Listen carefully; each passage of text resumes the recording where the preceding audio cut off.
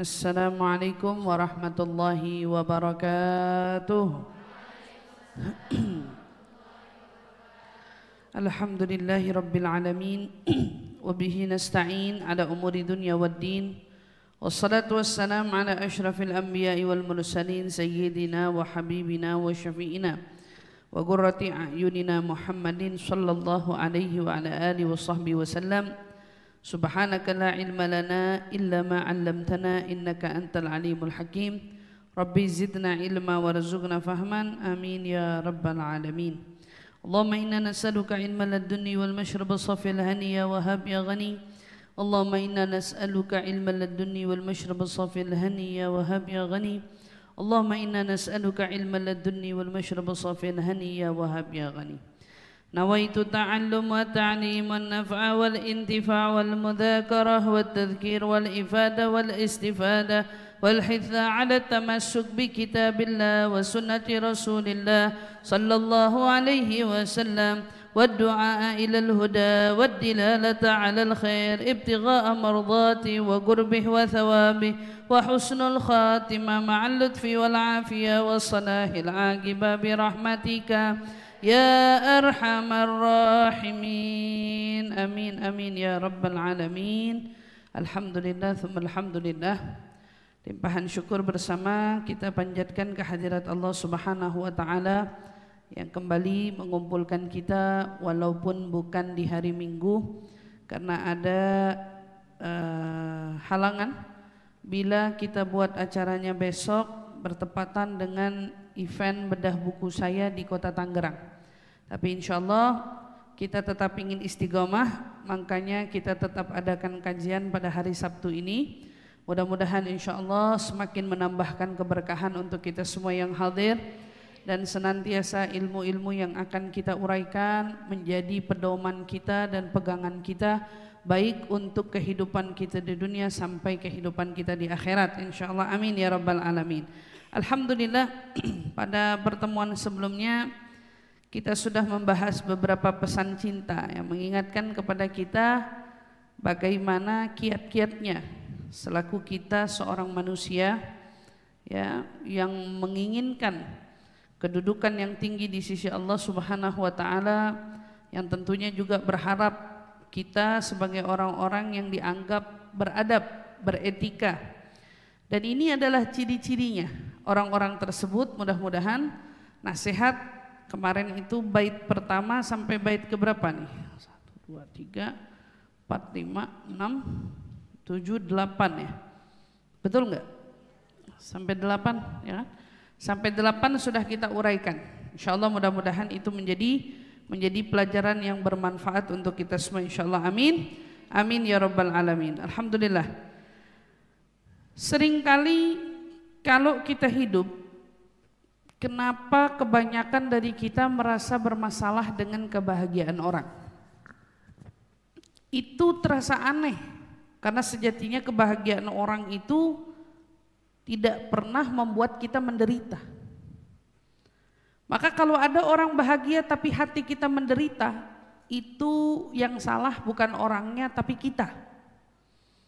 Contoh, kita melihat orang lain dengan hidupnya lebih sejahtera, entah karena mereka memiliki keluarga yang ideal, orang tua utuh, atau mungkin kita merasa saudara-saudara adik-beradiknya begitu saling sayang menyayangi, atau mungkin teman-teman di sekitarnya begitu peduli dan lain sebagainya. Kita melihat hidup mereka begitu sejahtera, lalu coba lihat saat kita melihat keindahan itu, adakah rasa sakit di hati kita? Saat melihat ada orang kayaknya begitu disayang sama ibunya, misalnya gitu, sementara kita tak sebegitu merasa disayangnya. Saat kita melihat ada orang mendapat perlakuan itu, apa yang kamu rasa? Kamu merasa sakit atau kamu merasa ikut bahagia? Karena hakikatnya, ini kita bicara hakikat, tidak ada kebahagiaan orang yang sejatinya membuat kita menderita, itu enggak ada.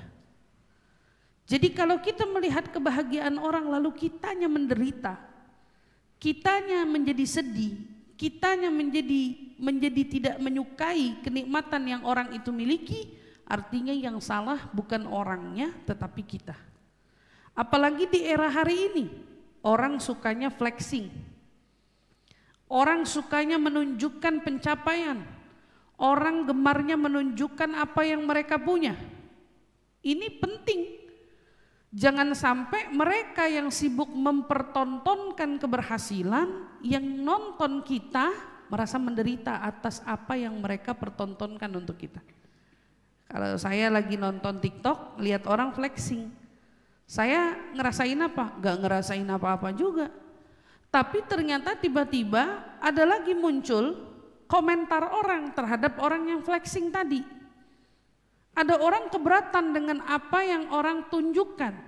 Ada orang yang merasa gak usah gitu-gitu amat kali. Saya justru bertanya, pertanyaannya muncul di hati saya, kenapa repot amat? Kenapa itu menjadi isu besar buat kita? Padahal kenikmatan orang, kebahagiaan orang, kesejahteraan orang itu sejatinya gak akan pernah bisa bikin kita menderita. Lalu apa yang membuat kita menderita? Ada masalah apa dengan kita saat melihat orang lain lebih punya, lalu kita merasa yang paling menderita? Ini yang salah bukan orang tapi kita. Maka dari itu kita harus ingat, tidak ada kebahagiaan orang yang sejatinya mengantarkan kita pada penderitaan. Itu satu. Yang kedua, tidak ada kekayaan orang yang bikin kita menjadi miskin. Orang yang berlebih dengan harta yang dia punya itu gak ngurangin harta kita.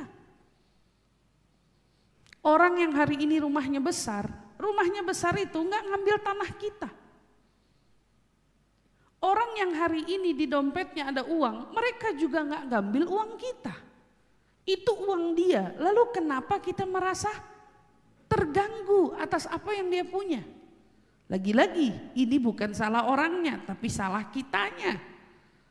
Salah kitanya. Jadi hari ini yang saya mau ingatkan sama adik-adik apa?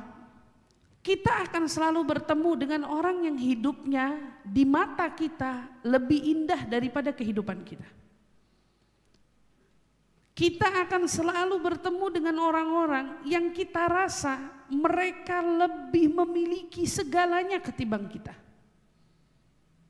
Tapi catatannya harus ingat, masa iya hidup orang sebegitu pengaruhnya sama kita? Masa iya orang yang menjalani hidup kita yang terpengaruhi oleh hidupnya? Masa iya, kayak kasarnya gini ya, orang yang merokok kita yang kena paru-parunya? Kan gitu.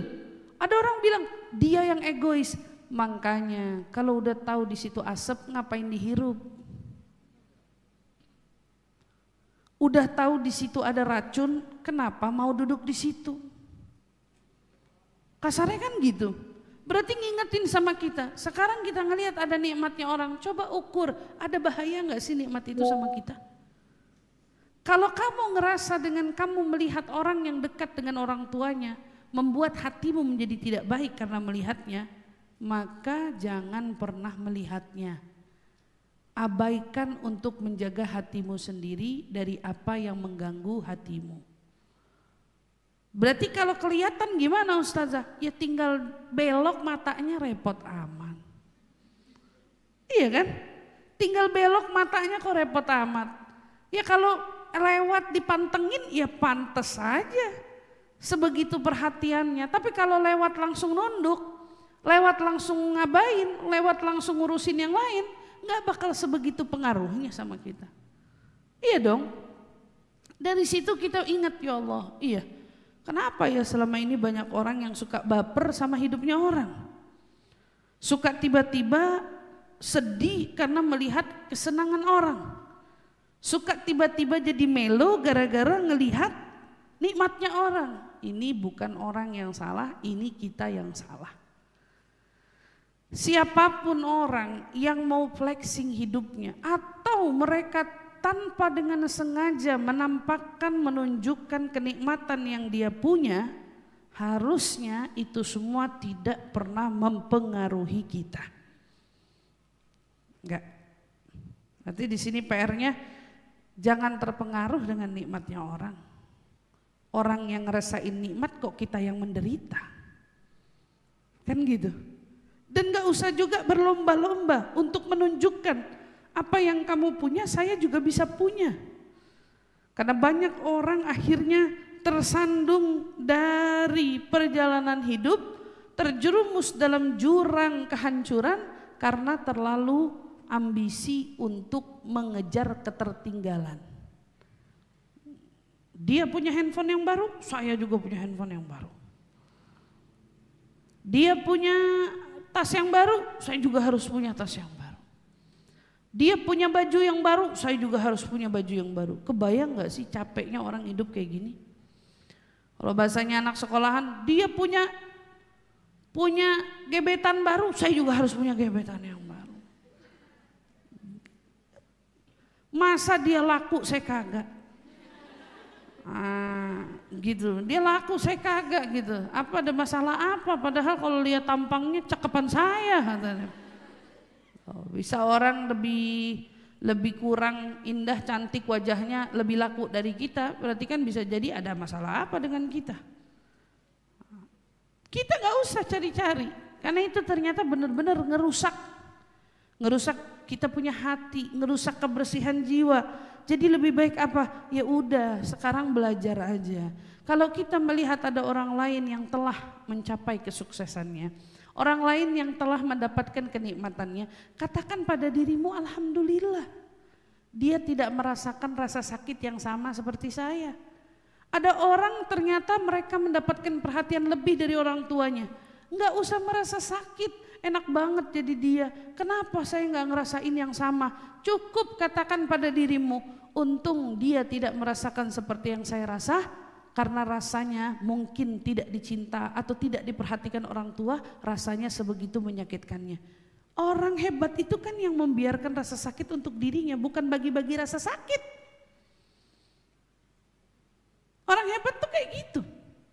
Ada seorang anak kecil terdiagnosa kanker, umurnya masih sekitaran 10-9 tahun.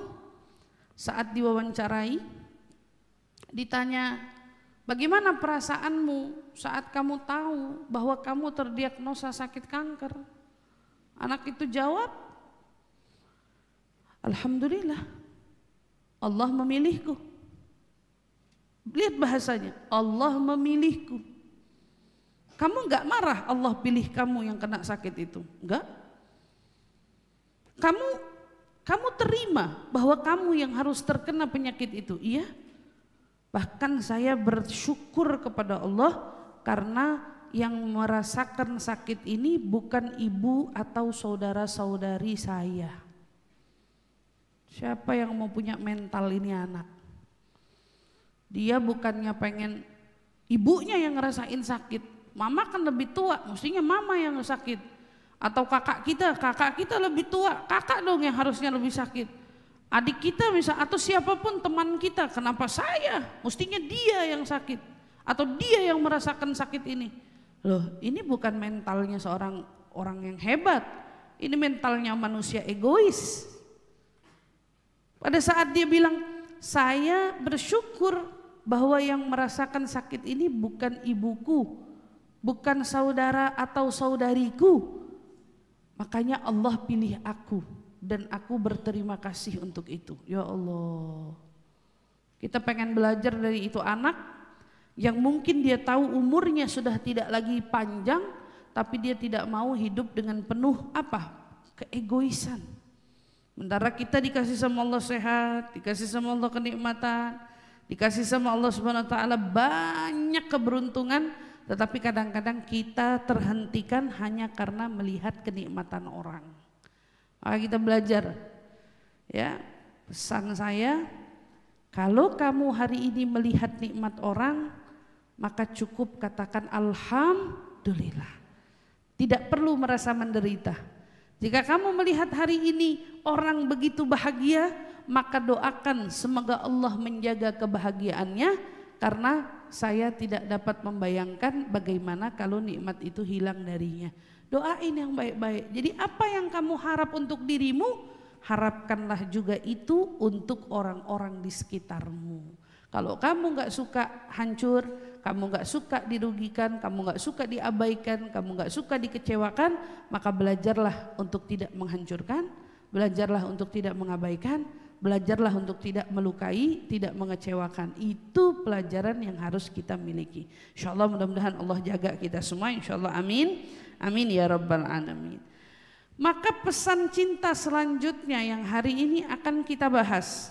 Setelah beberapa part yang sudah kita uraikan, apa pesan cinta selanjutnya dari Imamul Haddad terkait pentingnya kita bersama menata hati, menata diri agar kita memiliki pribadi yang terpuji. Wa kun waguran khusyu'an ghaira munhamiki fil lahwi wad dhahki wal afrahi wal la'ibi.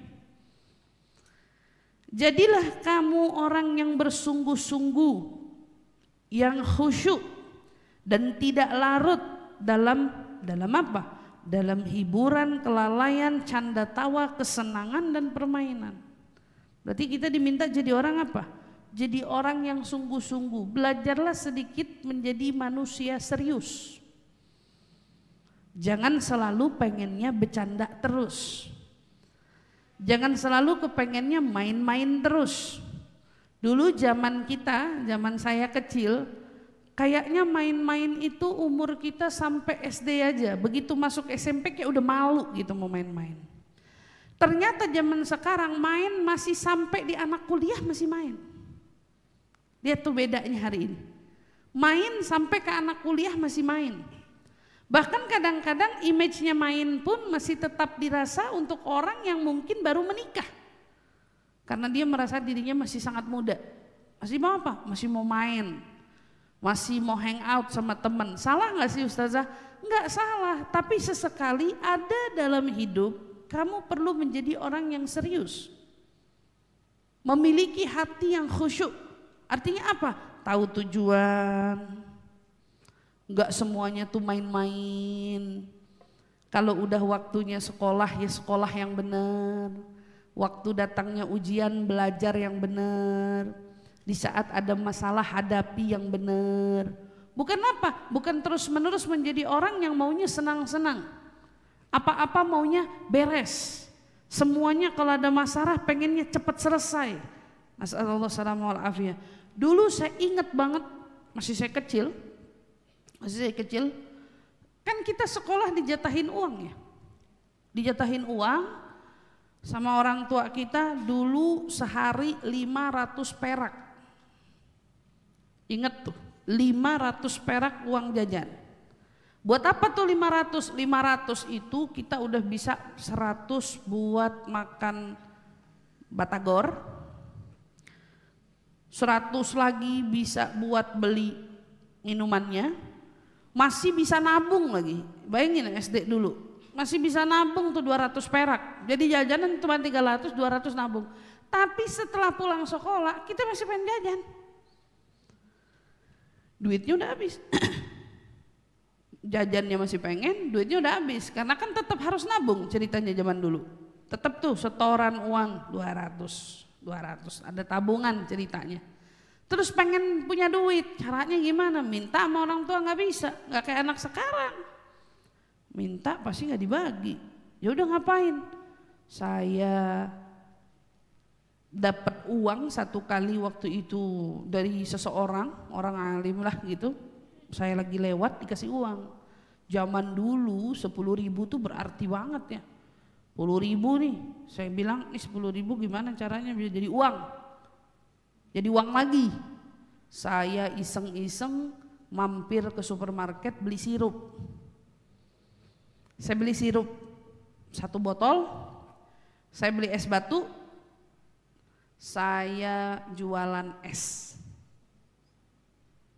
Di mana saya jualan? Depan rumah saya sendiri. Di depan rumah saya sendiri siang-siang saya diem bengong di situ, cuman buat jajan. Padahal tuh 10.000 uang jajan kan? Tapi saya nggak kepengen 10.000 habis di tempat. Saya jualan es. Saya masih inget. Saya ngadu sama bapak saya, "Bah, boleh nggak jualan es di rumah?" "Jualan aja kalau ente mau." Nah, untung punya orang tua kagak gengsian.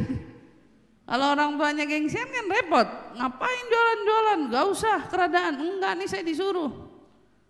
Alhamdulillah. Jualan es. Ada yang beli? Ada. Dari 10.000 uangnya jadi 21.000. Saya bilang enak banget ya jualan kayak gini. Tapi kan tuh waktu belum serius. Jadi dapat duit udah cukup, main lagi, bercanda lagi, jajan. Cuman itu masa-masa muda.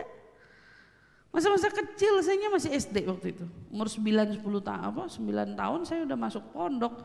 Berarti umur 7-8 tahun saya udah belajar dagang es. Anak umur 7-8 tahun ngapain sekarang? Hah? Lagi velocity dia. Aduh. Lagi velocity, lagi apa tuh anak-anak sekarang? Main TikTok, bisanya minta sambil nangis dia memang bapaknya. Bayangin.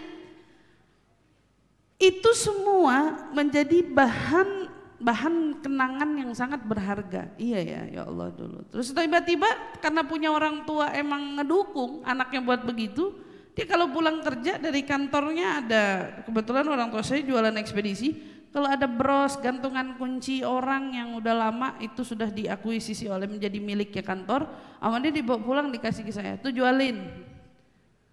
Besok saya bawa ke sekolahan, saya jualan. Siapa yang mau beli, saya dapat duit. Saya cuma ngasih syarat, pokoknya duitnya nggak balik ya. Nah, duitnya buat saya. Gitu. Iya zaman dulu berarti saya bebas jualan semau saya karena duitnya buat saya. Gedean dikit harus balik modal, gedean dikit harus nyetor. Nah, itu pernah dirasain. Tapi apa yang terjadi dengan anak sekarang? Anak sekarang hidupnya semua pengennya main-main. Saat kalau udah mengerucut kepada ranah keseriusan, ayo fokus. Kamu mau apa?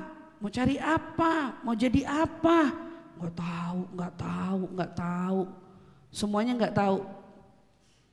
Bingung. Belum tahu, apalagi kalau hidupnya sejahtera, apalagi kalau hidupnya enak, nggak punya arah udah, semua dipasrahin sama orang tuanya aja.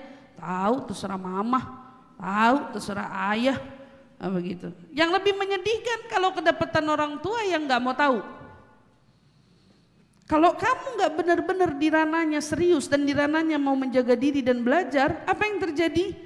Saat kamu gak mendapatkan apa yang tuntutan hatimu inginkan, kamu rela melakukan apapun untuk kau halalkan agar kau dapat apa yang kau inginkan. Contoh, banyak tuh di sekolahan-sekolahan mana entah berantah. Saat ada seorang anak punya tuntutan hatinya pengen memiliki handphone dengan merek tertentu, sudah masuk yang mana tuh tipe tertentu, harganya jut-jutan, dapat dari orang tua nggak mungkin karena sekolah aja ngap-ngapan kata dia bilang. Apa yang bakal dilakuin sama dia? Dia akan cari cara gimana caranya dia ngedapetin itu semua dengan mudah. Bahkan untuk melanggar aturan syariat pun dia kerjain di situ. Kalau Ustazah tahu dari mana? Kalau nggak ada kayak gitu semua, nggak ada ceritanya film Sugar Daddy itu di situ. Ayo, adanya itu semua karena apa? Karena itu semua tuntutan keinginan hawa nafsu. Dia bukan suka sama Sugar Daddy-nya, dia suka sama duitnya Sugar Daddy. Semua gara-gara apa? Pengen punya yang orang lain punya. Rasa kepengen itu karena kamu gak punya keseriusan dalam hidup. Mau ini mau itu, bercanda mulu. Bagi kamu begitu tuh seru-seruan aja. Bagi kamu tuh santai-santai aja. Itu gak perlu menjadi hal yang gimana-gimana. Padahal itu menentukan masa depanmu. Masa depanmu ditentukan sejak saat itu. Kalau kamu gak benar-benar bisa jaga, habis nama baikmu. Pikir tuh panjang. Apa yang bikin anak-anak itu gak mau mikir panjang? Karena masih ranahnya main-main aja. senang-senang, seru-seru. Kamu jangan terlalu berlebihan sama dia. Saya kan sama dia cuman main-main aja. Main-main tapi sampai jauh banget ke puncak. Main yang deket-deket aja. Main sampai ke puncak jauh banget. Hati-hati. Yang kayak gitu-gitu dijagain marwahmu, harga dirimu. Jagain gitu. Jangan sampai hanya karena kamu memiliki tuntutan hidup yang terlalu tinggi, kamu sampai menghalalkan segala cara untuk kau dapati semua impianmu itu. Padahal caranya bisa kamu dapetin itu, tapi kalau kamu mau lebih capek, kamu lebih mahal. Tapi sekarang maunya cepet, kamu jadi murahan. Maunya cepet jadi murahan. Gimana hukumnya? Dosa. Maka sekali-sekali diingatkan untuk para remaja, hendaknya mereka itu sungguh-sungguh. Setidaknya tuh ingat sama Allah, ingat sama Tuhan. Bukan cuman mau main-main aja. Dengan istilah bahasa, entar juga ada waktunya saya berubah. Entar ada waktunya saya tobat. Entar ada waktunya saya bakal jalannya benar. Kenapa enggak start dari sekarang? Kenapa gak mulai dari sekarang? Kenapa nunggu nanti? Bahasanya udah bener-bener rusak baru diperbaiki. Punya mobil baru gres.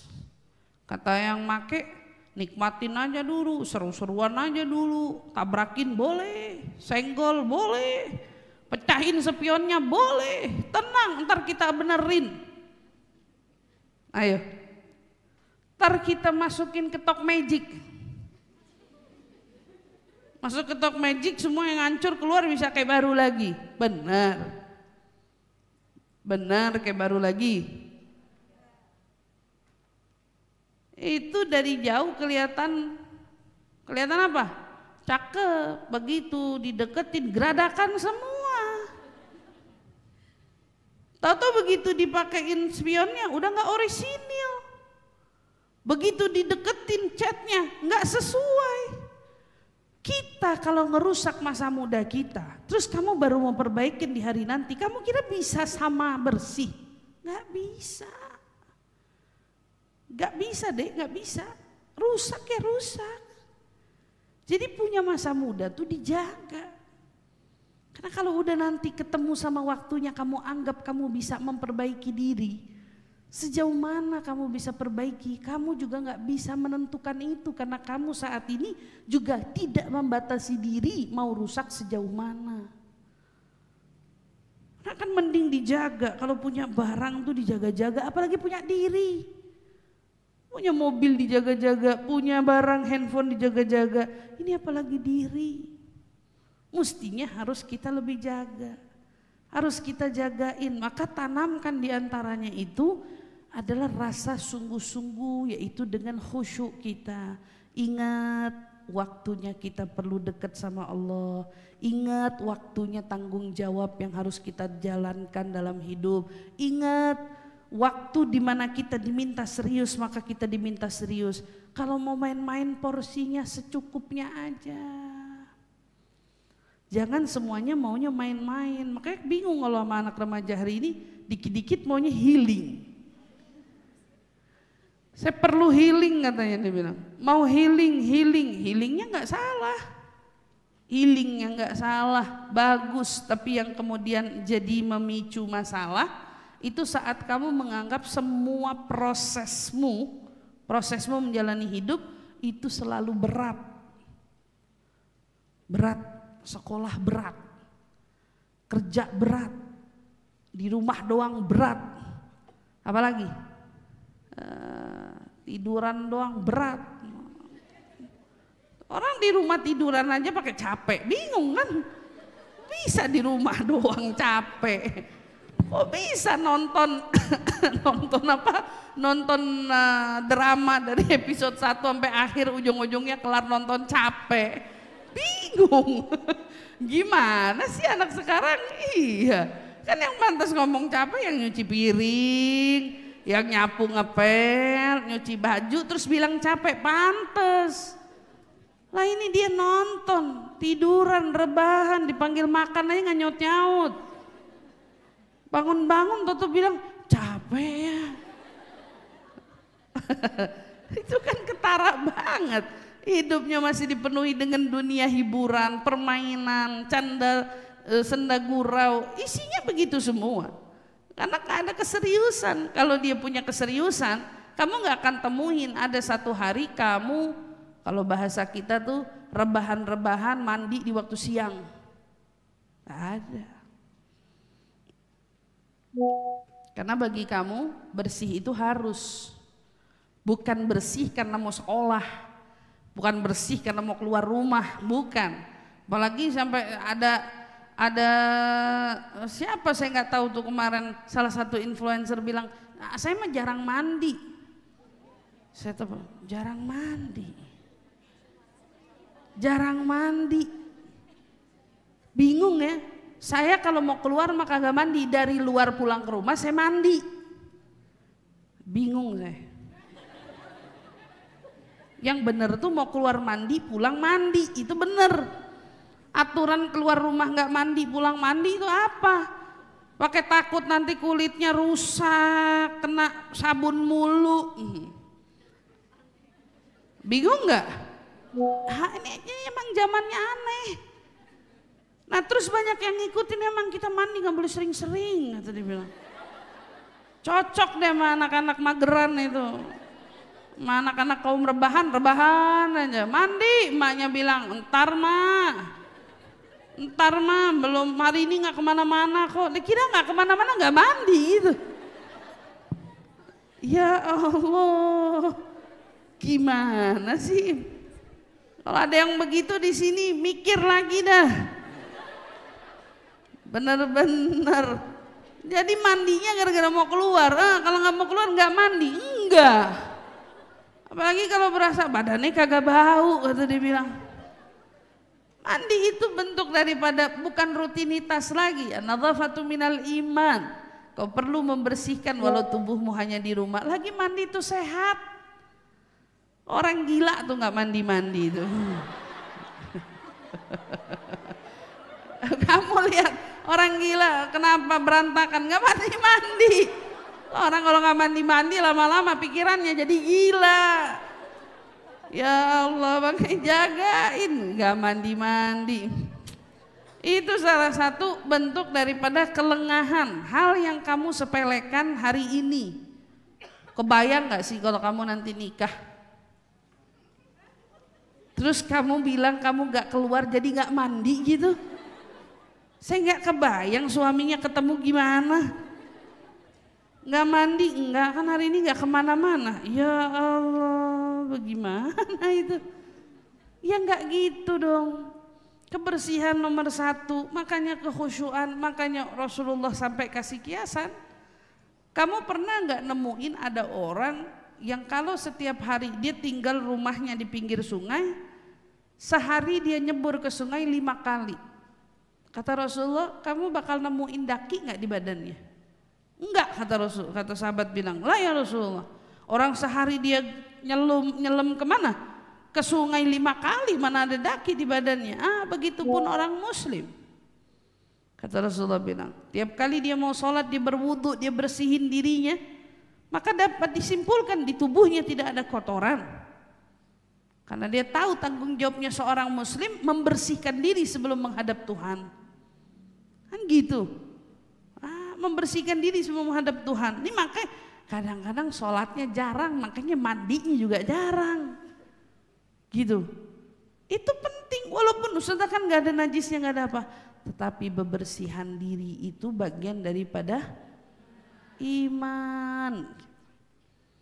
Jadi serius itu sesekali penting. Khusyuk, wabil khusus menghadirkan diri kita selalu menyertai Allah, menghadirkan Allah bahwa kita nih hidup walaupun muda, tetapi kita ini semua bakal apa? Bakal juga kembali kepadanya, balik kepada Allah. Jadi jagain masa mudamu dengan sebaik-baiknya.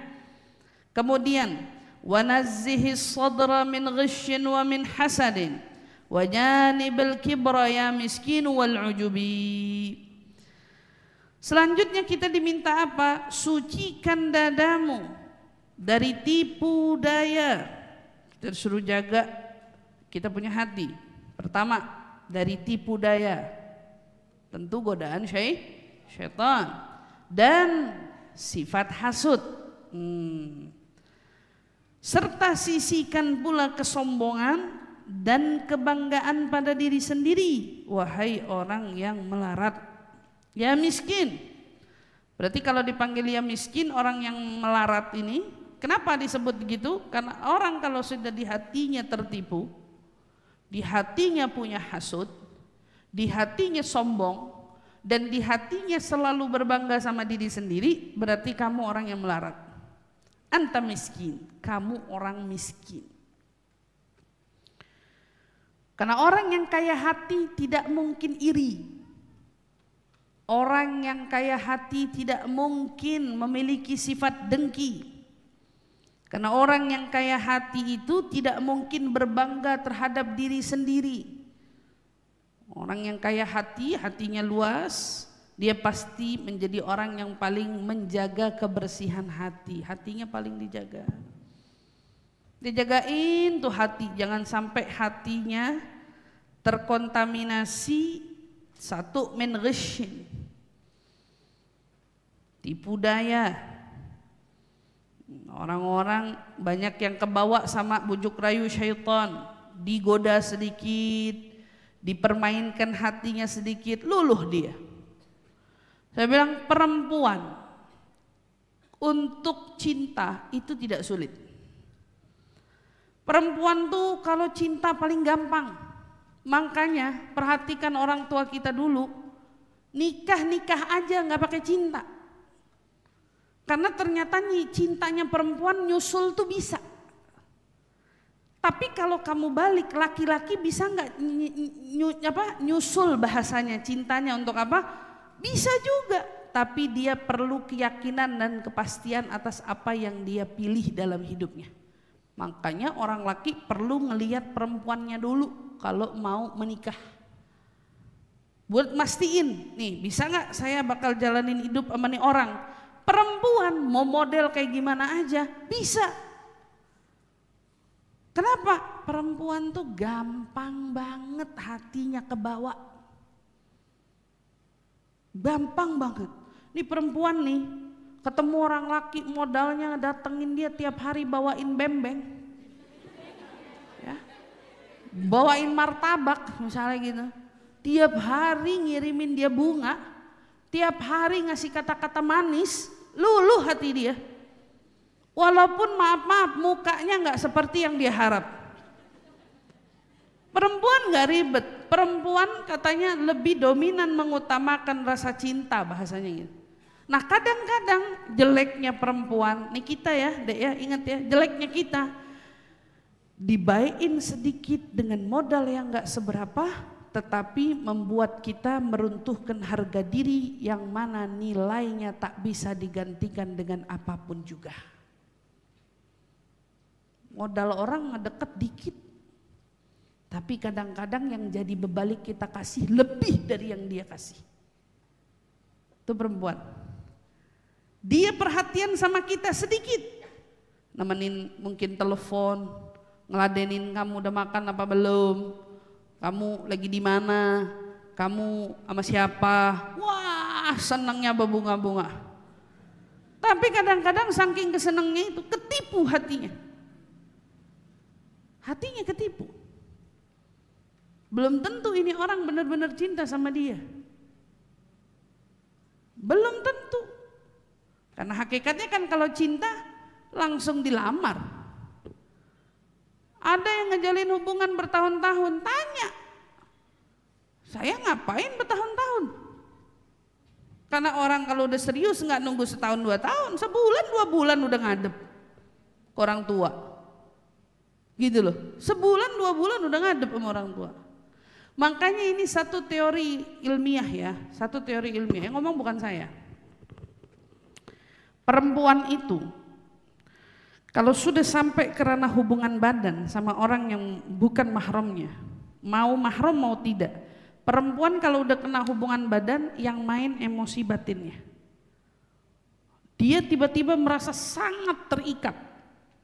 Fitrahnya perempuan begitu, sangat terikat, tapi beda sama laki-laki.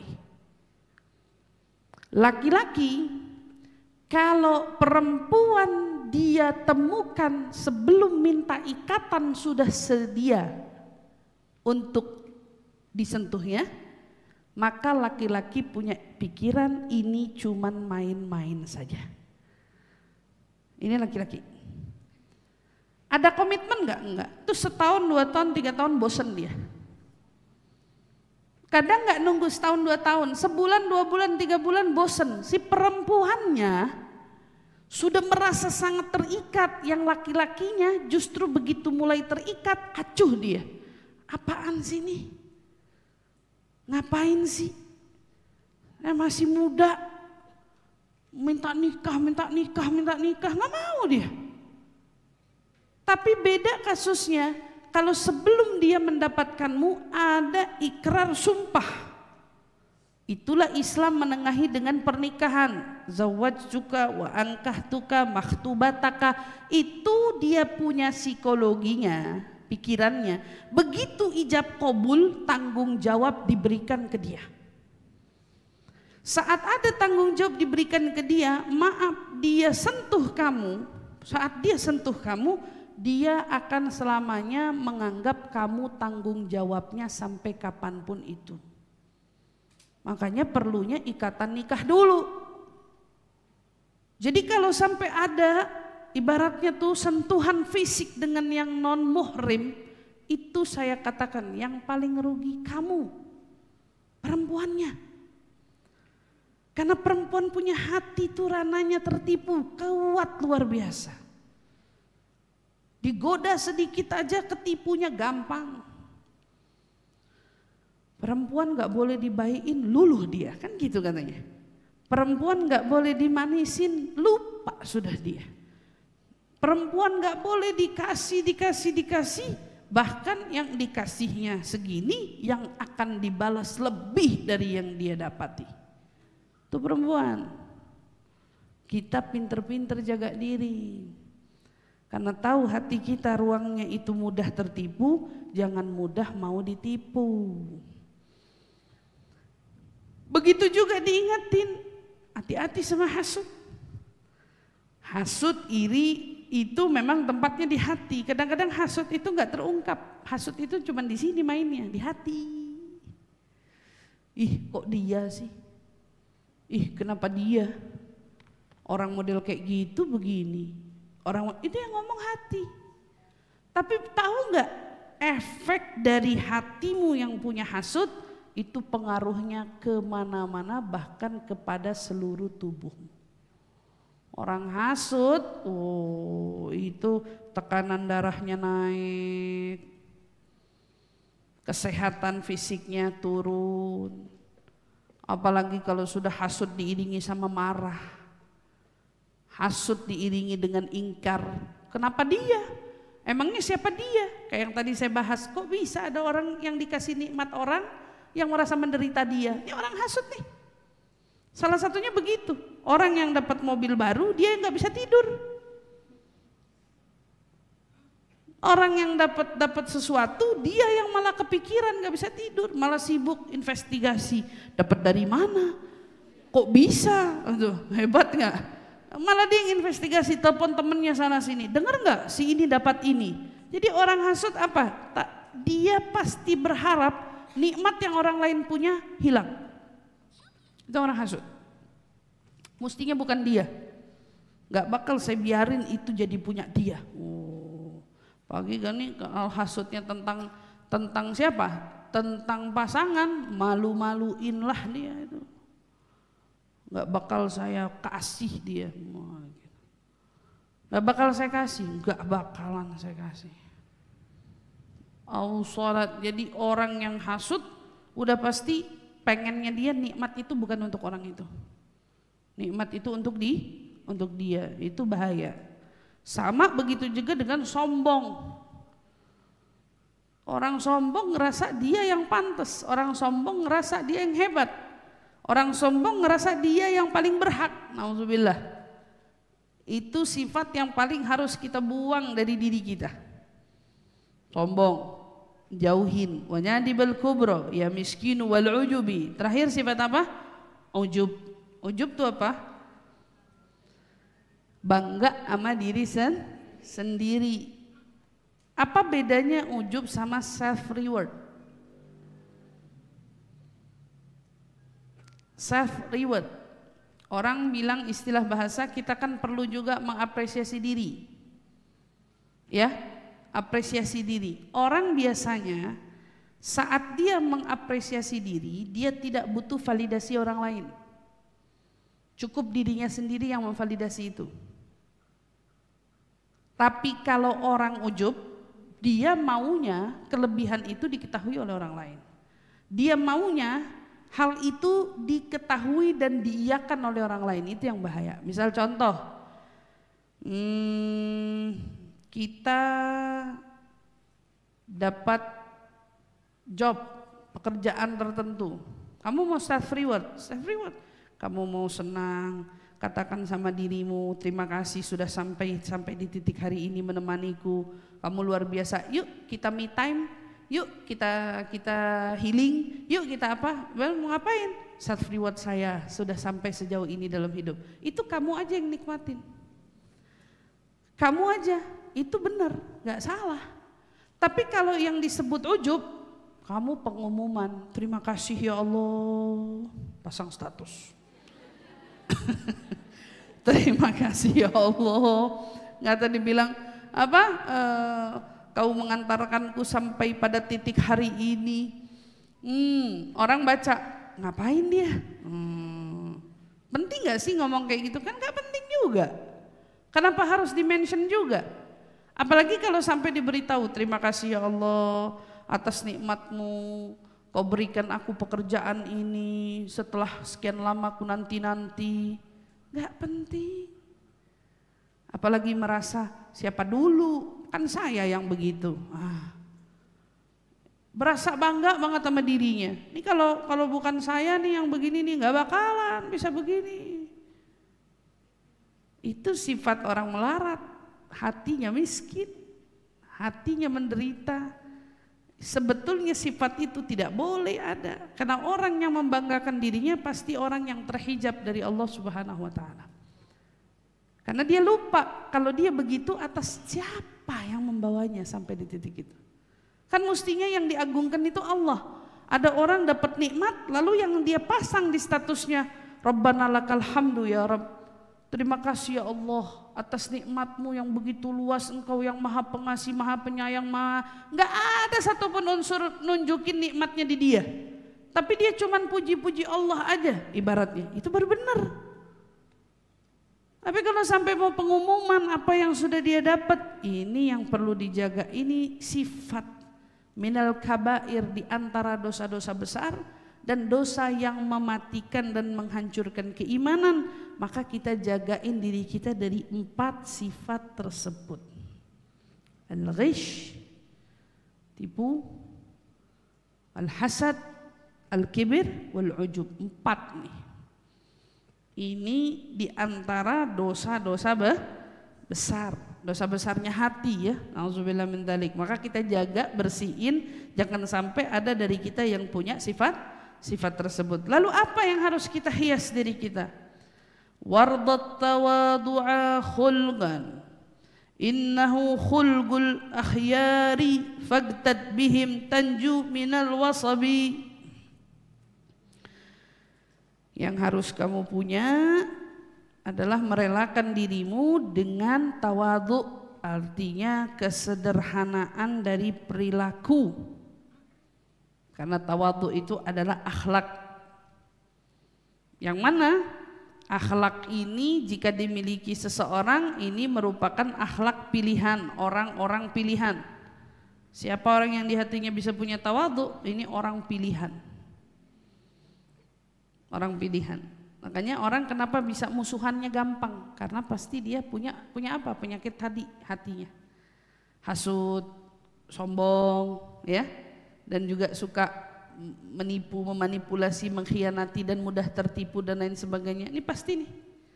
Kemudian selanjutnya apa?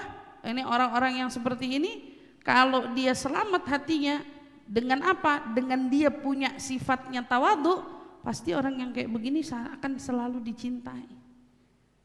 Orangnya bersahaja. Nah, sekarang dengar. Orangnya ramah. Karena sifat benci membenci itu sudah Nabi katakan sebagai wabah penyakit.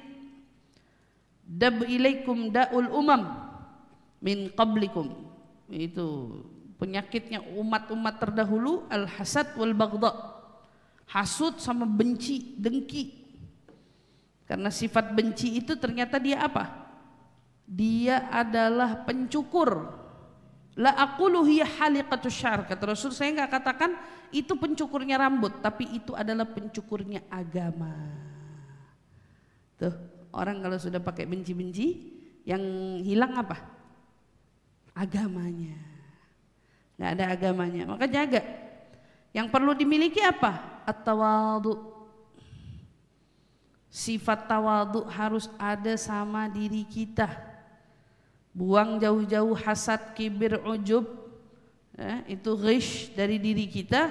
Ganti dengan apa? Hiasi hati, tawadhu. Itu merupakan akhlaknya orang pilihan. Kalau udah ini akhlaknya orang pilihan, berarti PR-nya ikuti mereka. Jangan ikuti orang-orang julid hari ini. Jangan ikutin orang-orang yang berseberangan dengan jalannya orang-orang soleh hari ini. Jangan. Karena ternyata itulah sifat terpuji yang Allah berikan kepada orang-orang yang terpilih. Ikuti mereka. Kalau kamu ikutin mereka, kamu selamat dari penyakit hati. Berarti yang harus dipunyain apa? Sifat tawadhu. Udah. Tawadhu sama siapa?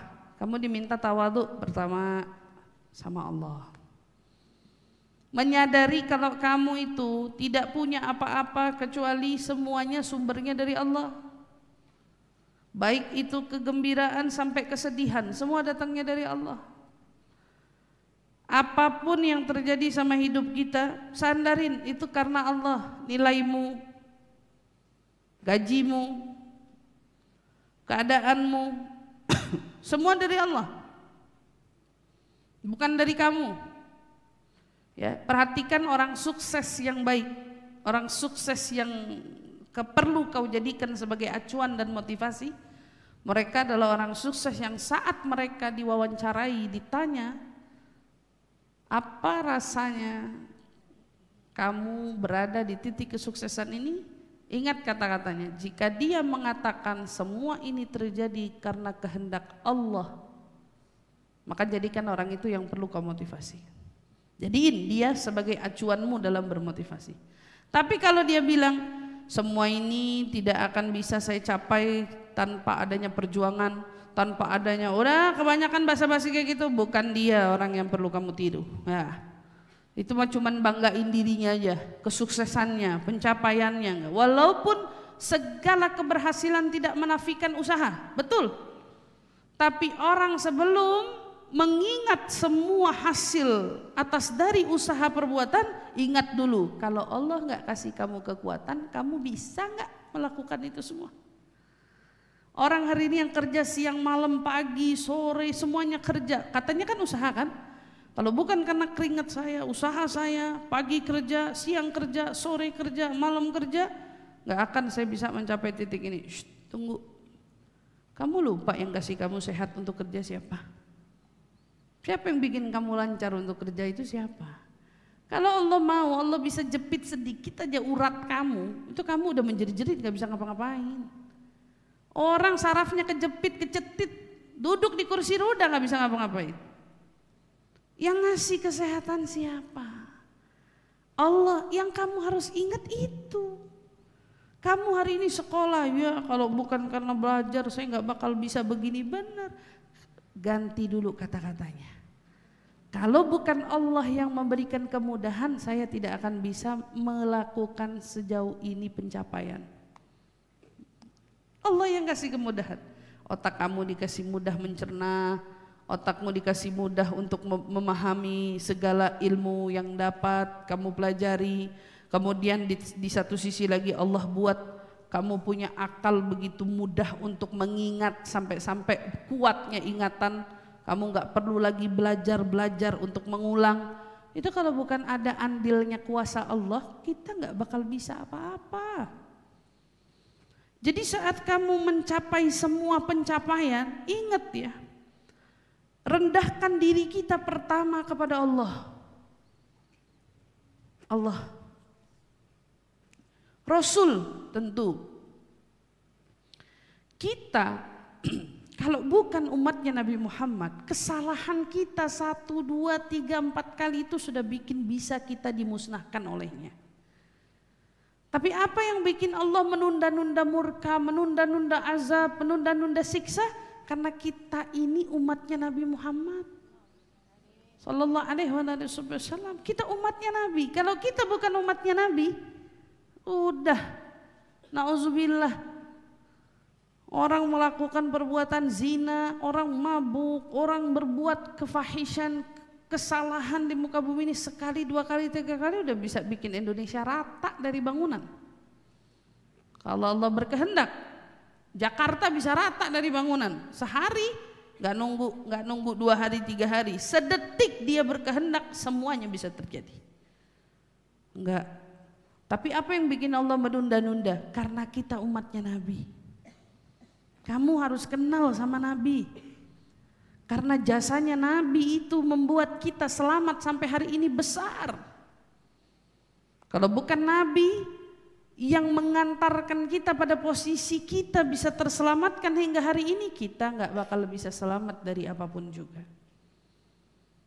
Ya Allah, tuh ketawaduan kita kepada Allah, kepada Rasul, lalu lanjutnya diiringi kepada siapa? Tawadu kita kepada orang tua kita. Tuh ingat tuh, tawadu sama orang tua. Lah ustazah, emang harus sama orang tua? Masalahnya itulah yang menjadi perintah Allah dan menjadi tantangan hidup kita semua nih. Orang tua untuk cinta anak gak perlu belajar, tapi anak untuk cinta orang tua harus belajar. Orang tua untuk menjaga anak gak perlu belajar, tapi anak untuk menjaga orang tua harus belajar. Kenapa? Karena sabarnya orang tua ke anak dengan sabarnya anak ke orang tua itu beda. Orang tua sabar sama kita luar biasa. Istilahnya nih, maaf, dia udah sabarin nih, gedein kita dari kita bayi sampai kita hari ini, dia udah sabar. Waktu krusialnya udah lewat karena kita sudah masuk ranah dewasa. Na'udzubillah, jika terjadi sesuatu dengan kita hari ini, katakan hal terburuk ada di antara seseorang yang lumpuh, siapa yang paling sabar ngerawatin kita? Ibu kita, orang tua kita. Dia yang bakal paling sabar ngerawatin kita. Tapi coba peristiwanya diganti, diulang. Yang lumpuh bukan kita, tapi orang tua kita. Kamu yang harus menjaga dia, merawat dia. Kamu yang harus membersihkan dia dan menggantikan pampasnya dia. Sekuat apa kita? Gak sama kekuatannya. Sementara di mana Allah katakan di dalam ayatnya, wakhfid lahuma janahaka minadh-dhulli. Kita diminta untuk kedua orang tua, rendahkan sayapmu. Kamu gak boleh sombong. Orang tua harus merendah. Walau kamu sudah jadi profesor, orang tuamu biasa-biasa saja, wala ada ijazah SD sekalipun, saat kamu berhadapan dengan dia, wakhfid lahuma janahaka minadh-dhul. Kamu punya sayap kebesaran itu, turunin. Ngadep orang tua, kamu bukan siapa-siapa di mata dia. Orang tualah yang menjadi siapa-siapa di mata dia. Hati-hati bagi adik-adik yang tanpa dengan sengaja bisa berkata apa? Mama nggak ngerti, ibu nggak ngerti, yang belajar kan aku, mama nggak belajar itu. Itu kata-kata yang gak perlu kamu ucap sama orang tuamu. Emang kalau kamu belajar berarti menandakan kamu bisa berteriak di hadapan dia? Enggak. Memang apa karena kamu belajar atau kamu letih, kamu pulang dari kerjaan atau kamu pulang dari kuliah atau kamu pulang dari sekolah, orang tuamu ngomong, dia ngomongnya salah, terus sesuka hati kita gitu ngomongnya diangkat suaranya. Mama gak ngerti apa kalau aku lagi capek. Makanya banyak banget anak muda apalagi Gen Z hari ini yang ngerasa orang tuanya gak ngertiin dia. Kamu sadar gak sih kadang-kadang orang-orang yang suka berkata pada orang tuanya, mama tuh gak ngerti maksudku, mama tuh gak paham maksudku gitu. Kamu tuh kayak lagi ngomong sama orang yang pandai bikin kue, tapi ngomongnya sama dia, kamu tuh gak bisa bikin kue. Itu alias kata-kata kagak nyambung. Gak nyambung, ini gak nyambung. Mana ada, insting orang tua cenderung tahu sama anaknya. Cuman, saya selalu bilang sama anak Gen Z ya, cuman orang tua kita itu TV-nya TV plasma. Tahu nggak TV plasma? TV sebelum adanya TV slim hari ini, TV tipis, kan TV-nya gendut. Tahu TV gendut? Itu TV gendut. Udah begitu cetakannya, dia nggak bisa tiba-tiba didesain jadi slim, nggak bisa. Dia nggak bisa tiba-tiba kamu desain ada yang namanya Play Store atau Google Play di dalamnya. Sebanyak apapun kamu mau upgrade, dia TV plasma. Kamu si smart TV-nya, kan gitu. Kamu si smart TV-nya, jangan lupa. Kalau tidak ada TV plasma, kamu juga tidak akan pernah ada menjadi smart TV hari ini. Gak ada, jadi jangan belagu sama TV plasma. Ya, jangan belagu. Itu orang tua kita. Nah, anak muda saya ingatkan, orang tua kamu begitu mau di-upgrade cara pikir anak hari ini, ya kagak bisa. Kamu kan yang nganggep kamu smart TV, kamu kan yang nganggep kamu yang modern seperti anak-anak hari ini. Orang modern, orang pinter, mereka yang menghargai proses sampai titiknya mereka bisa menjadi seperti ini, itu karena adanya asal usul mereka, yaitu dari orang tua mereka sendiri. Tuh kalau smart TV hari ini bisa ngomong, dia bakal sungkem sama si TV plasma. Makasih ya, kalau nggak gara-gara kamu, saya nggak bakal ada di dunia ini. Nggak bakal ada orang yang terinspirasi bikin TV slim ini. Tahu nggak? Udah begitu aturannya, terus kita mau paksa. Mama jadi Play Store. Mama jadi Google Play, mama harusnya ada YouTube-nya di kepala. Mama harusnya ada. Lu mikir, ini smart. Apa stupid gitu. Orang stupid, orang smart gak bakal ngomong begitu. Itu cuma bahasa orang bodoh. Itu jaga anak muda, paling jaga etika itu. Kita diminta tawadu sehebat apapun kamu. Hari ini kalau TV plasma disandingkan dengan smart TV, orang akan tertuju pada smart TV, betul. Betul. Kenapa? Karena smart TV lebih menarik. Lebih banyak fitur, lebih banyak apa. Tapi orang yang betul-betul yang dianggap sebagai orang yang cerdas itu, mereka yang bisa menghargai di sampingnya sebab muasabab kenapa dia bisa jadi di titik dia hari ini. Itu orang tua kita. Apapun mereka, kita bangga, kita terima, kita merendah, kita nggak ada tuh sombong-sombong di mata mereka. Itu orang tua kita. Mau ayah kita, mau ibu kita sama. Maka tawadu sama orang tua. Lalu tawadu sama siapa lagi? Tawadulah kita sama seluruh orang muslim mukmin, yang tentunya apalagi kalau mereka tergolong kaum solehin. hati-hati sama mencela-cela orang yang berilmu, ulama misalnya. Ulama itu kan mestinya jadi teladan. Nah kalau kita jadi si pengoreksi ulama, udah sholat sebanyak apa kita? Udah ngaji Quran khatam berapa kali kita? Kadang-kadang kalau suka nonton orang-orang yang lagi mencela-cela ulama gitu ya, mencela-cela ulama, kadang-kadang saya suka bilang, nih orang-orang yang cela ulama kira-kira udah ngajinya berapa kali khatam ya? Kok bisa mulutnya sengaja sekotor ini gitu, sengejelek-jelekin ini gitu. Bahasa ini netizen pada sekolah apa kagak ya? Sama orang soleh, orang baik, orang mukmin beriman merata loh. Kita disuruh jangan menjadi orang yang sombong.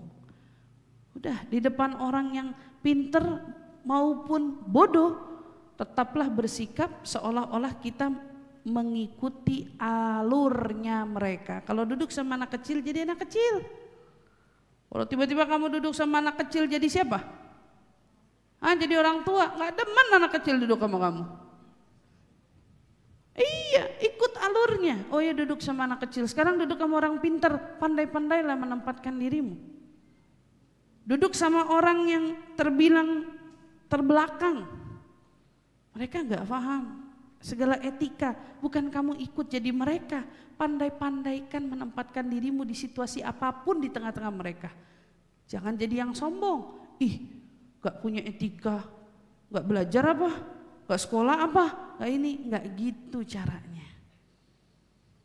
Itu sikap merendah, arti lain tawadhu kepada semua. Maka kita jaga, itu sifat yang harus kita miliki, jangan sampai kita buang. Jangan sampai kita hilangkan. Maka disuruh ingat, wagtad, suruh ikutin, teladanin orang-orang pilihan ini. Tanju minal wasabi. Orang kalau bisa ikutin mereka, apa yang bakal kita dapat, apa yang bakal kita raih? Kita bakal selamat. Selamat dari apa? Arti lain wasab itu penyakit, marad, dari semua bentuk yang membuat kita pada ranah menderita, kita bakal selamat di situ. Selamat. Asal punya sifat apa? Tawadhu. Dalam sebuah hadis Nabi sallallahu alaihi wasallam bersabda, "Tuba lil mutawadhiin." Sampaikan keberuntungan bagi siapa? Bagi orang-orang yang punya sifat tawadhu. Rasulullah pernah berkata kepada para sahabatnya, "Malila ara alaikum halawatul ibadah." Kenapa saya tidak melihat di antara kalian ada yang mencicipi manisnya ibadah? Sahabat lalu nanya, "Wa ma halawatul ibadah ya Rasulullah?" Emang apa tuh manisnya ibadah? Jawaban manisnya ibadah at-tawadhu. Manisnya ibadah itu tawadhu.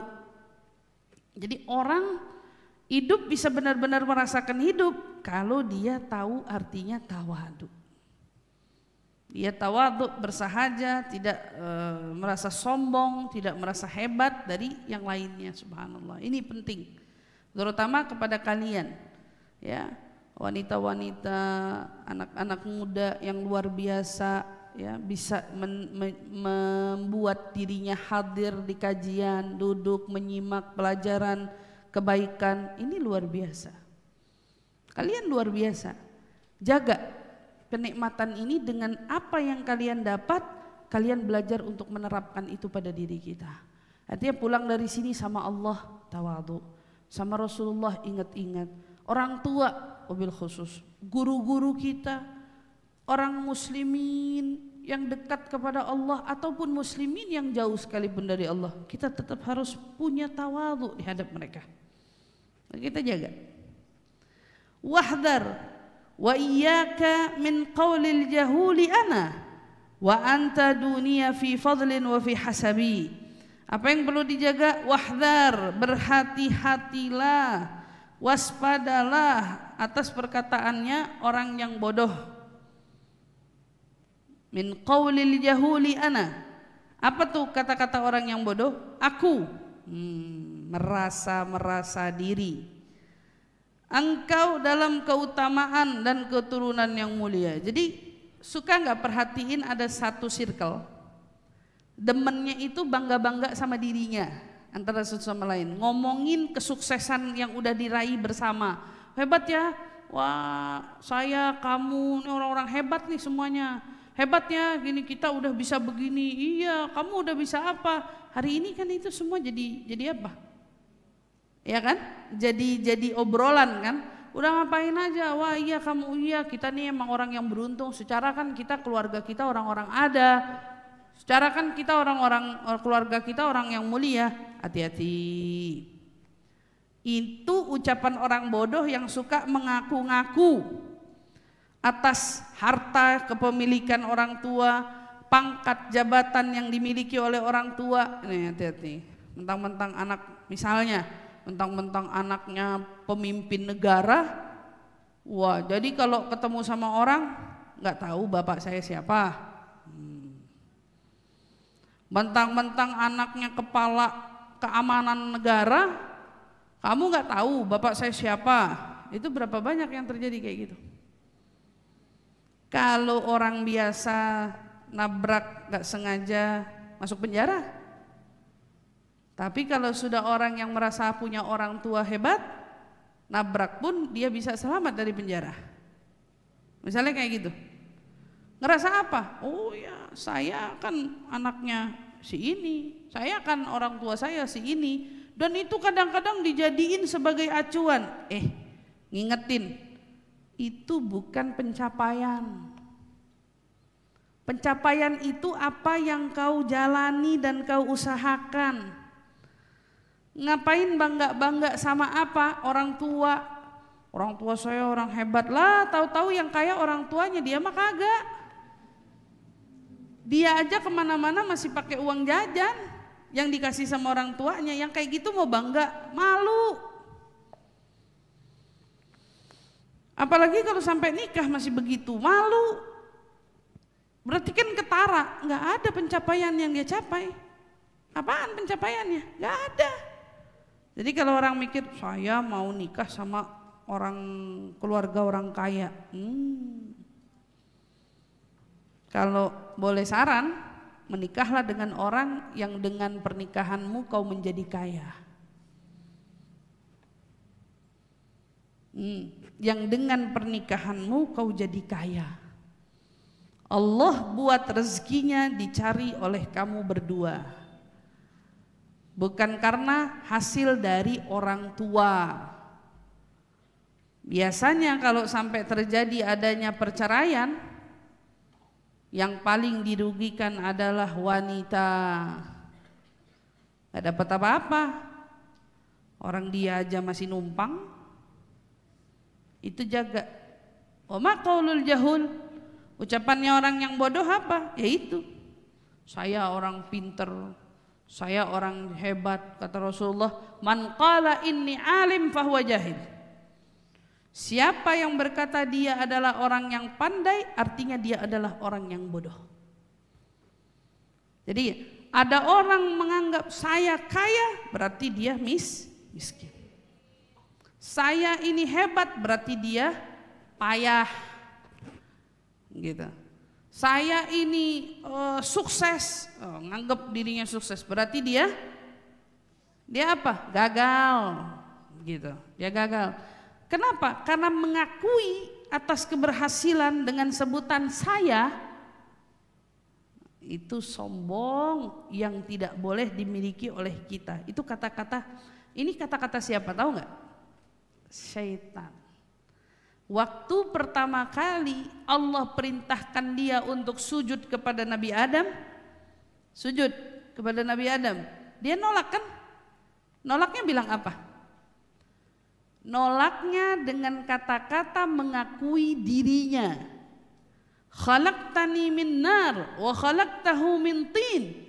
Ya Allah, kamu gak lihat, bukankah aku diciptakan dari apa? Api. Dia cuman dari tanah. Suka nonton gak sinetron yang orang-orang yang julid? Tahu gak sinetron orang-orang yang julid? Saya gak tahu, saya tinggalnya di kota, kamu mah di kampung doang. Itu belajarnya dari siapa? Dari setan. Itu belajarnya dari syaitan. Saya pakai bahasa saya nih, ananiyah namanya, ini sifat sombong banget dengan menghadirkan istilah saya. Itu paling dijaga. Wa anta dunia fi fadlin wa fi hasabi, ngaku-ngaku kita punya keutamaan, ngaku-ngaku atau kita itu punya keluarga dari keturunan orang besar, itu cuman orang yang malu-maluin. Malu-maluin. Kita jangan sampai jadi yang begitu. Fagat ta'akhar agwamun wa magasadu nailal makarimi wastaghnau bikana abi. Dulu telah berlalu, katanya, kaum telah terlambat. Mereka semua apa? Magasadu, mereka tidak punya maksud dalam memperoleh kemuliaan. Ada orang-orang yang dulunya enggak mendapatkan apa-apa gara-gara mereka sudah merasa cukup dengan apa yang dimiliki oleh orang tuanya. Bapak saya orang alim, cukup? Enggak. Emang kalau bapakmu orang alim, kamu pasti alim? Enggak. Sama kesimpulannya, memang kalau bapakmu kaya, kamu pasti kaya? Memang kalau bapakmu orang terhormat, kamu jadi ikut terhormat? Enggak. Enggak. Rata-rata anak yang kembali dihormati atas jasa orang tua yang terhormat karena anaknya pun memiliki sifat terhormat seperti yang dimiliki oleh ayahnya. Tapi kalau anaknya punya sikap, nauzubillah, apalagi sampai apa tuh, kayak anak gak keurus di jalan, punya uang, punya apa, tapi milihnya tawuran. Oh, punya apa, punya nilai di kelas yang baik misalnya gitu, atau dari keluarga terpandang, tetapi ternyata melakukan perbuatan-perbuatan yang mencoreng nama baik keluarga. Apa yang begitu mau dicari? Nggak ada. Nasab tidak menjadi indah hanya karena kita dari keturunan siapa. Enggak. Siapapun kamu, Allah bakal lihat siapa di antara kamu yang paling baik takwanya. Siapa, katanya dalam sebuah hadis Nabi SAW bersabda, ini peringatan buat semua, siapa yang suka menunda-nunda amalnya, perbuatan baiknya, maka dia akan juga tertunda keturunannya. Keturunannya bakal ditunda. Man bata'a bihi amaluh lam yasra' bihi nasabuh. Nunda-nunda kebaikan bisa bikin ketunda kebaikan dari sisi keturunan. Subhanallah. Ya, itu kita orang tua salah-salah sikap, salah-salah berbuat, ada dampak buat anak, ada. Bahasa kayak gitu, ada dampak buat anak, ada. Maka nggak ada jaminan yang bahasanya istilah orang tua baik, nggak jauh, katanya buah jatuh nggak jauh dari pohon. Maksudnya apa tuh? Berarti apakah anak yang lahir dari keturunan baik pasti baik? Tunggu dulu. Dia punya potensi untuk menjadi orang baik lebih mudah. Karena dia punya penguat, keluarganya dasarnya orang baik. Orang mau berusaha menjadi orang kaya.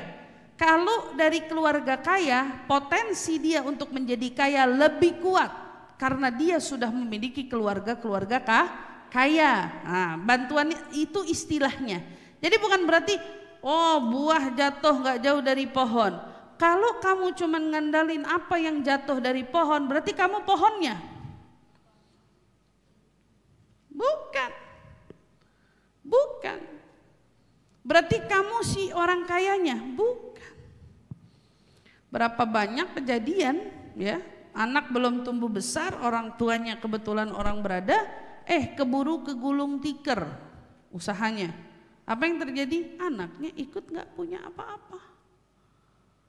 Anaknya ikut nggak dapat apa-apa. Ini sering kali terjadi, bukan? Maka kita di sini nginget ya, orang tua kamu. Kalau dia orang baik, mestinya kan itu peluang besar buat kamu. Kalau dia kebetulan orang berada, peluang besar untuk kamu menjemput rezeki yang banyak, manfaatkan. Tapi jika mungkin itu tidak, maka janganlah kamu menjadi orang yang hanya sibuk berkoar-koar, Menyampaikan kepada orang kamu keturunan siapa, nggak penting juga itu. Kamu keturunan siapa, yang penting adalah dirimu hari ini siapa. Nah, insya Allah mudah-mudahan Allah jaga kita semua agar kita semua bisa betul-betul mengejar apa yang sudah dicapai oleh orang tua. Mestinya kita lebih bisa menghasilkan dari mereka.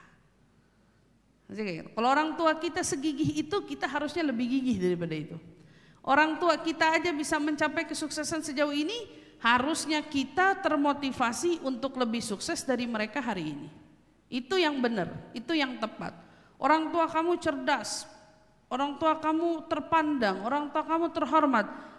Perilaku-perilaku terpuji mereka harusnya memotivasi kamu untuk kamu bisa mengikuti jejak hidup mereka.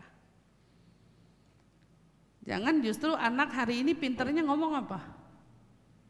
Aku tuh beda sama mama. Aku tuh beda sama ayah. Terus kalau kamu mau beda, kamu mau jadi siapa? Pertanyaannya sederhana. Kalau kamu beda, emang kamu mau jadi siapa? Mau jadi siapa? Jawabannya ada sama kamu. Mau jadi siapa? Berani bicara seperti itu pada orang tuamu? Apa kamu bisa melakukan kebaikan hari ini lebih daripada kebaikan-kebaikan orang tuamu? Ustazah, orang tua saya tidak sebaik itu, tidak punya keunggulan-keunggulan sebesar itu, katakan seperti itu. Iya, nggak punya. Jangan takut, belajar dong dari Ikrimah bintu Abu Jahal. Abu Jahal loh bapaknya. Sebejat apa Abu Jahal? Luar biasa. Senekat apa Abu Jahal? Luar biasa. Tapi bisa tuh anaknya jadi orang yang mengikuti jejak Nabi Muhammad, jadi sahabatnya Nabi Muhammad, mulia hidupnya. Termasuk orang yang dijuluki sebagai sahabatnya Nabi itu gak mudah loh. Bapaknya Abu Jahal, tapi dianya orang yang beriman. Lihat lagi tuh, Walid ibn al-Mughirah itu musuhnya Nabi, punya anak Khalid ibn al-Walid, sahabat agung Nabi, bahkan punya julukan Saifullah, pedangnya Allah. Kalau kita punya orang tua tidak sebaik itu, berarti bibit buruknya kita lebih kuat. Iya memang, berarti effort kita harus lebih kuat juga untuk jadi orang baik, untuk keluar dari zona itu. Orang tuamu susah, berarti kamu harus berjuang lebih. Benar, kalau kamu mau keluar dari zona itu. Orang tua kita nggak punya apa-apa, gimana caranya kita biar punya? Berusaha. Karena memang Allah takdirin kita untuk menjadi orang yang lebih kuat daripada yang ada. Makanya kita diuji di bawah orang tua yang mungkin tidak memiliki kelebihan apa-apa, berusaha. Makanya ketemu, Masya Allah, ada anak yang bisa lulus jadi sarjana. Iya, padahal orang tuanya cuma tukang koran aja atau tukang barang rongsokan aja. Itu atas dasar apa? Effort yang kuat. Bukan berarti orang tuanya begitu pasrah sama hidupnya. Udah, kita sama-sama jadi orang susah bareng-bareng. Karena dari sononya susah juga. Ya, ini tentang kita. Kita mau jadi siapa hari ini? Intinya bukan menengok orang tuamu bagaimana. Jadi orang baik, pilihan. Keharusan jalan yang harus kita pilih. Mudah-mudahan Allah jaga kita semua, insya Allah. Amin. Amin ya rabbal alamin.